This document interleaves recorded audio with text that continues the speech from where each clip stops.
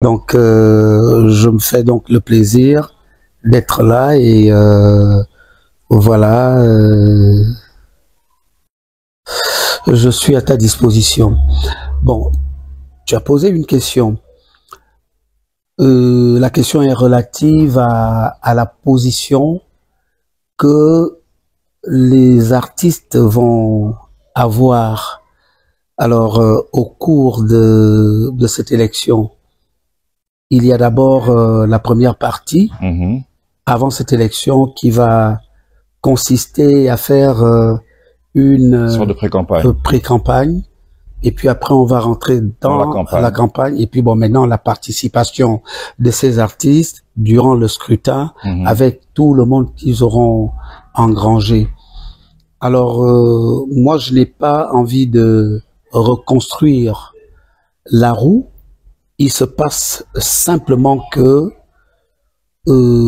c'est ça vraiment le constat. Hein. D'accord. Les artistes gabonais ne sont pas toujours derrière les leaders parce que ils croient à l'idéologie que ces leaders-là développent ou veulent transmettre. D'accord. Non, ils sont derrière les leaders politiques par rapport à ce qu'ils leur donnent comme pécule. Donc, c'est déjà clair, c'est déjà sûr que si le président actuel, le président de transition, se présente, beaucoup, sinon tous, seront derrière lui.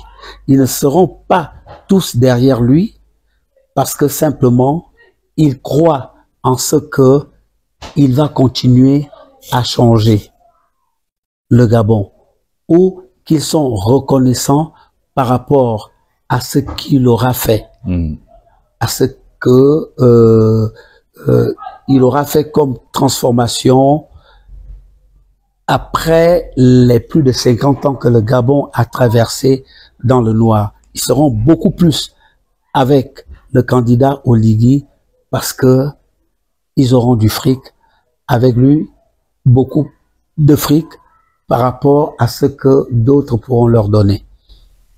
Non, non, non, mais j'ai été clair en le disant tout à l'heure.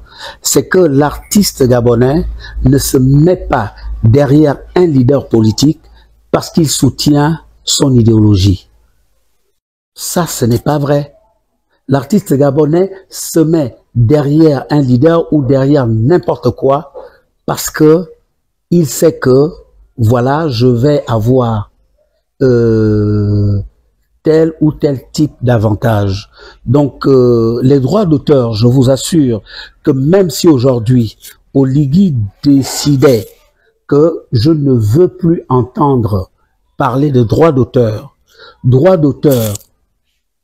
Oligui dit aujourd'hui, je n'ai plus envie d'entendre parler de droits d'auteur, et puis qu'il aille en campagne une semaine après, et qu'il invite les artistes gabonais, il donne à chacun 500 000 francs, ils vont oublier que Oligui a dit qu'ils n'auront plus de droits d'auteur. La question est pertinente. Votre réponse est pertinente quand même. C'est peut-être trop fort de le dire, mais moi je le dis de façon générale, c'est comme ça que ces gens-là fonctionnent.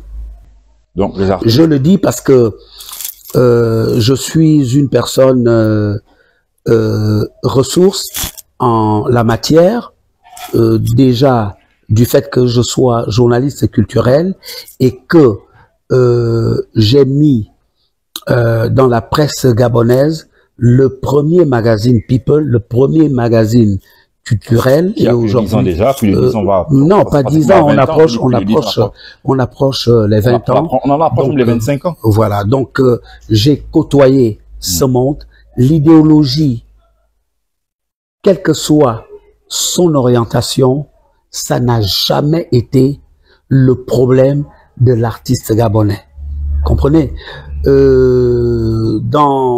Dans les temps anciens, on a eu des artistes gabonais qui ont défendu certaines idéologies. Et ces gens-là, parmi beaucoup de ces artistes-là, il y en a qui sont allés en prison. Il y en a qui se sont, exilés. Hilarion Guéma, à un moment donné, il défendait un certain nombre d'idéologies. Il a été persécuté. Hilarion Guéma a dû fuir le Gabon pour la Guinée équatoriale, pour le Cameroun. Comprenez? Pierre Claver-Nzeng a eu des soucis dans ce pays par rapport à ce qu'il défendait comme idéologie.